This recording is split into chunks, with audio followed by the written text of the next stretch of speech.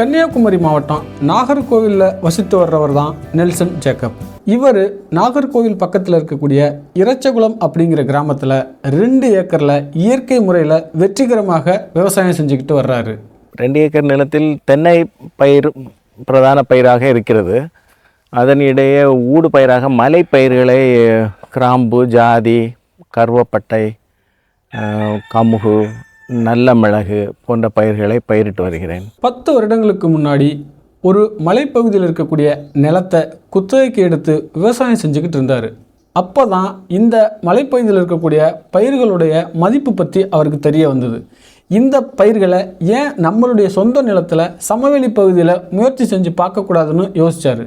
அந்த அடிப்படையில் தன்னுடைய சொந்த நிலத்தில் தென்னைகளுக்கு நடுவில் இந்த மலைப்பயிர்களை கொண்டாந்து நட்டிருக்காரு.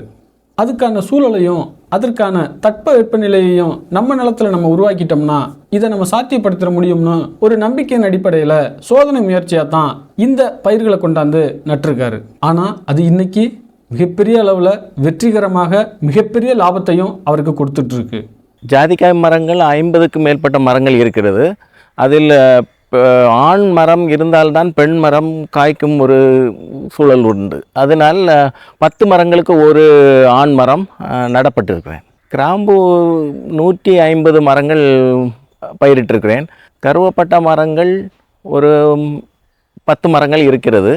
தென்னை மரங்கள் 150 மரங்களுக்கு மேலாக இருக்கிறது. தென்னை மரங்கள் ஒரு மரத்திற்கும் மற்ற மரத்திற்கும் இடைவெளி 25 அடி இருக்கிறது எனது தோட்டத்தில். அதன் நடுவாக இந்த கிராம்பும் ஜாதியும் பயிரிடப்பட்டிருக்கிறது. இந்த தோட்டத்திற்கு கூடுதலும் இயற்கை உரங்களே உபயோகித்து வருகிறேன். மற்ற உரங்கள் அதிகமாக இதுக்கு இடுவதில்லை. இதில் கூடுதலும் வேலை ஆட்கள் மூலமாகவே வெட்டி உரம் வைக்கப்படுகிறது. மற்ற மாதிரி இயந்திரங்கள் இதனுள்ளில் உபயோகிக்கும் வாய்ப்புகள் இல்லை. இந்த தோட்டத்தில் 2 விதமான ஜாதிக்காய் செடியை அவர் நட்டு வச்சிருக்காரு. ஒன்று பட்டிங் முறையில் உருவாக்கப்பட்ட செடி, இன்னொன்று விதை மூலமாக உருவாக்கப்பட்ட செடி. பட்டிங்கில் வர்ற செடிகள் 4 வருஷத்திலே காய்ப்புக்கு வந்துடும். விதையில் வரக்கூடிய மரங்கள் 7 வருடங்கள் ஆகிறது. 7 வருடங்களுக்கு பிறகு ஒரு வருடத்துக்கு 2 முறை இதில் அனுபவம் கிடைக்கிறது. ஒரு முறை அதிகமான மகசூலும் ஒரு முறை குறைந்த மகசூலும் கிடைக்கிறது. இது கூடுதல் மகசூல் கிடைக்கும் காலம் ஆகஸ்ட் மாதம், August, September, October, March, April ஆகும்போது குறைந்த மகசூல் காலம். முதல் மகசூல் எடுத்ததுலேருந்து ஒவ்வொரு வருடமும் இந்த ஜாதிக்காயோட விளைச்சல் அதிகரிச்சுக்கிட்டே தான் இருக்குது. இது இன்னும் போக போக எனக்கு அதிகமான வருமானத்தை கொடுக்கும்.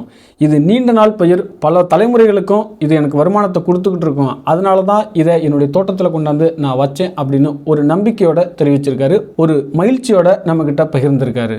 மரம் 10 வருடம் கழிந்து விட்டாலே ஆவரேஜாக கிடைக்கிறது. 25 வருடங்கள் ஆகும்போது அது பல மடங்கு அதிகமாகிறது. இந்த மரத்தில் இந்த வருடம் மொத்த எடையாக 25 கிலோ கிடைத்திருக்கிறது. இந்த ஜாதிக்காயை பொறுத்த வரைக்கும் 3 விதமாக அவர் அதை வியாபாரமாக பார்க்குறாரு.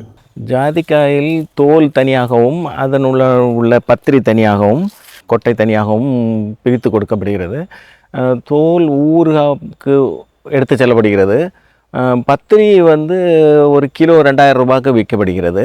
அந்த விதைகள் கிலோ 400, 350 அந்த விலையில் செல்கிறது. ஒரு வருடத்துக்கு எப்படியும் 2 சீசன்லமா 5000 ரூபா ஒரு மரத்திற்கு கிடைக்கிறது. 50 மரங்களில் 2 முதல் 2.5 லட்சம் ரூபா வருடத்திற்கு கிடைக்கிறது. இது 10வது வருடத்தில் இந்த அளவு கிடைக்கிறது. இனி இது வருடங்கள் செல்லுமா மரம் முதிர்ச்சி ஆகும்போது இதனுடைய திறன் காய்ப்பு திறன் அதிகமாகும்போது பல மடங்கு அதிகரிக்கிறது. அதேபோல் பொருளின் விலையும் உயர்ந்து கொண்டே இருக்கிறது. அதனால் இது மிகவும் லாபகரமானதாக தெரிகிறது. கிட்டத்தட்ட 150 கிராம்பு செடிகளை இவர் தோட்டத்தில் நட்டு வச்சிருக்காரு. இந்த கிராம்பு செடிகளை பொறுத்த வரைக்கும் எனக்கு எல்லாமே வருமானம் தான். இது இன்னமும் வருடம் அதிகமாக நல்ல வருமானத்தை கொடுக்குன்னு நம்புகிறாரு. எனது தோட்டத்தில் 10 வருடங்களான கிராம்பு மரம். இது இப்பொழுது காய்க்கும்போது ஒரு மரத்திற்கு பச்சைக்கு 1.5 கிலோ கிராம்பு வீதம் கிடைக்கிறது. இது காய்ந்து வரும்போது அரை கிலோ ஆகும்போது 150 மரத்திலும் சேர்த்து 75 கிலோ காய்வு கிராம்பு கிடைக்கிறது. கிராம்பு இன்றைய விலையில் 1000 ரூபாய் விலை இருக்கிறது. கிராம்பை பொறுத்தவரையில் இதோட கிராம்பு ஒடித்தெடுத்த பிறகு அந்த குச்சி அதுவும் விலை போகிறது. கிலோ 150 ரூபாய் குச்சி விலை போகிறது. இலைக்கும் விலை இருக்கிறது. இலை கிலோ 35 ரூபாய் விலை இருக்கிறது. அதில் கிராம்பு மரத்தை பொறுத்தவரையில் எல்லாமே உபயோகப் பொருளாகவே இருக்கிறது. இந்த ஜாதிக்காய் கிராம்பு செடிகளுக்கு நடுவே லவங்கப்பட்ட செடியையும் நட்டு வச்சிருக்காரு. இது கிட்டத்தட்ட ஒரு 10 மரங்களை அவர் நட்டு பயிர் பண்ணியிருக்காரு. இதுவுமே நல்லபடியாக வளர்ந்துருக்குது. ஊடு பயிர்கள் வைப்பதனால் இப்போது தென்னைக்கு பெரிய அளவில் நோய் தாக்கங்கள் இங்கு இல்லை. ஆனால் சுற்றுவட்ட பகுதியில் தென்னை அதிகமான நோயால் பாதிக்கப்பட்டு வருகிறது. ஆனால் இங்கு இயற்கை முறையில் விவசாயம் செய்வதால் எனது தோட்டத்தில் உள்ள தென்னை மரங்கள் பார்ப்பதற்கு நன்றாக இருக்கிறது.